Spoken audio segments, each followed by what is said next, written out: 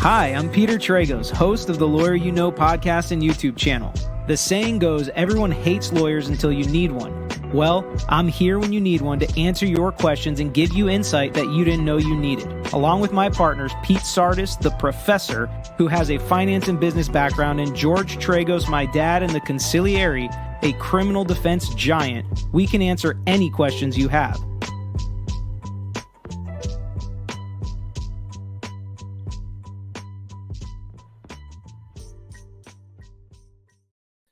What's up, everybody, and welcome back to the Lawyer You Know. And today we're providing another case update on the Charlie Adelson murder trial, which is coming down the pipe regarding the murder of Dan Markel, a criminal law professor and legal scholar at my alma mater, Florida State University College of Law.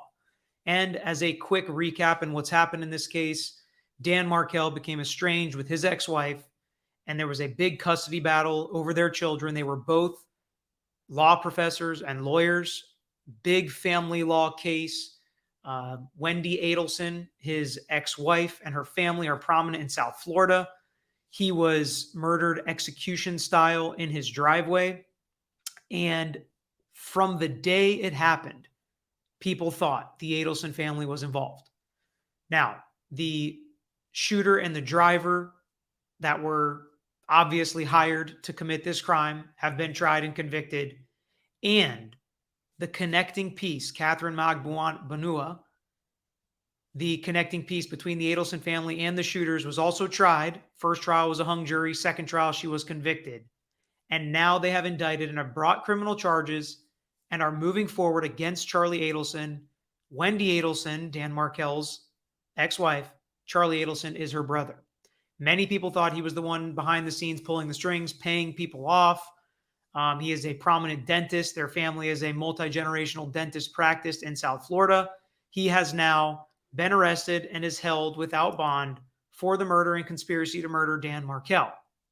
Well, recently there was a bond hearing in his case because he's being held with no bond. And that's called an Arthur hearing here in Florida. And in that Arthur hearing, the state basically entered the entire trial of Catherine Magbanua, more evidence against Charlie Adelson, including an incriminating undercover tape where he seems to make some admissions and says, if they had anything, I'd already be on a flight, which makes him seem like a flight risk. They talked about his finances and how he could leave if he wanted to, being a flight risk. And then obviously the nature of the crimes, while the evidence against him is great, he is absolutely a danger to the community, is what the state argued. But the defense's argument was more interesting to me. The state's argument was pretty much what you'd expect. The defense argues that that recording is actually something that exonerates Mr. Adelson, not something that condemns him. Because he continues to say throughout there, as he said, over the last 6 years, which is true, they've had this evidence for 6 years against him, but the tapes have been enhanced. Where Mr. Adelson says, I have nothing to hide. If they had evidence, I'd be gone. Sure, but that indicates that they don't have any evidence against me. They have arrested and convicted and tried 3 other people before getting to him. And over this 6 years, Catherine Magbanua was offered immunity to testify and implicate Charlie Adelson. And she has refused to do so over and over again. And over 6 years, all this evidence they had, all this opportunity they had to arrest him and convict him, and they haven't done it. And that's because they do not have enough evidence to try and convict him, which means they do not have enough evidence to meet this high standard to hold him without bail. It was a pretty good argument, in my opinion. They also argued that he has the means and he could have fled over these 6 years when he has consistently been at the centerpiece of this conspiracy the state has convicted 3 other people on. And the state has been in the news and other people leaking that Charlie Adelson had something to do with this murder. Yet he is still here. He did not flee. Additionally, he went on vacation and on trips to countries that he could never have been brought back to the United States, that don't have extradition agreements with the United States. He was there over the last 6 years, yet he came back. No criminal history, some philanthropic connections to the community. But their best argument to me as to why he needed bail was something we heard in the Murdaugh case, if you remember that hearing. It is about impossible to prepare for this trial because Charlie Adelson, because of the notoriety of this case, is in solitary confinement for his protection. He can only come outside of his cell 30 minutes a day and sometimes not at all on the weekends. He can only make phone calls at 30 minutes at a time. They're expensive. They're difficult. He has to hang up and then call back. Listening to the undercover calls has been laborious. 3 hours a week is all the jail will let them deal with these undercover recordings or wires that he needs to listen to. It's very difficult to even for the lawyers to bring a computer into the jail. 57,000 documents to go through. It took a month and a half just to get the transcript from one of the other trials to him. The government's been great, but the jail has been near impossible.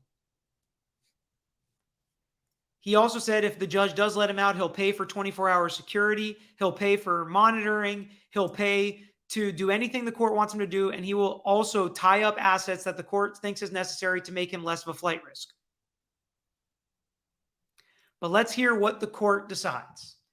After listening to both sides, the court made a decision in this case as to whether or not Charlie Adelson was a danger to the community, whether or not the state had enough evidence against him to make it very plausible that he was going to be convicted, and whether or not he was a flight risk. We're going to hear it from the judge's mouth as to what the judge thinks about Charlie Adelson in this case.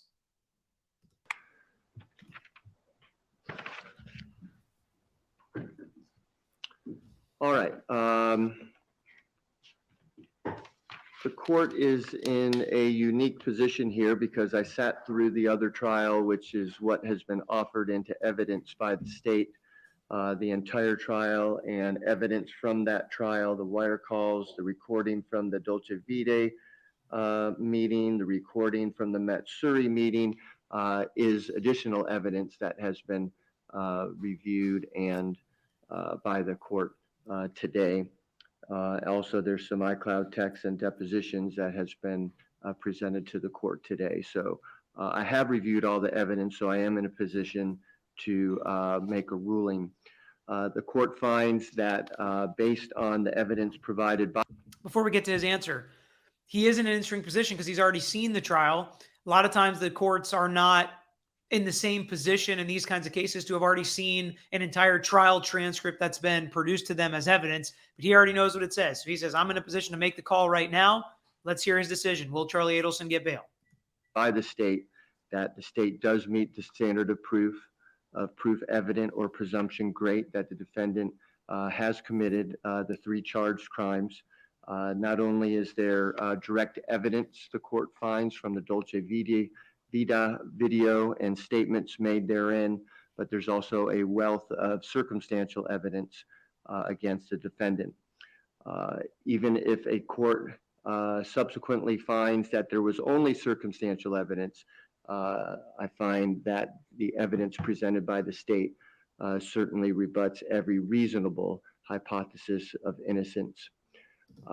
So he finds that the state has met their burden of proof and provided enough evidence to show, yeah, he's probably guilty and he's not getting out. The judge is going to have more to say, but I just wanted to make sure you all understood that. And the Dolce Vita recording is the undercover recording where he makes those admissions that's been enhanced, that they used in Catherine Magmanua's trial, and is kind of the new evidence as to why they felt confident enough to bring these charges now against Charlie Adelson. The interesting part and why it's taken so long and why they haven't brought charges earlier, honestly, is because there's not enough direct evidence. And there's not a witness flipping on him that's actually going to say he did this, including Catherine Magmanua, who never says that Charlie Adelson called me to put the hit out on Dan Markel. So it is going to be a difficult trial, even though a lot of people feel like they know what happened in this case. I think it is going to be difficult for the state to prove this case.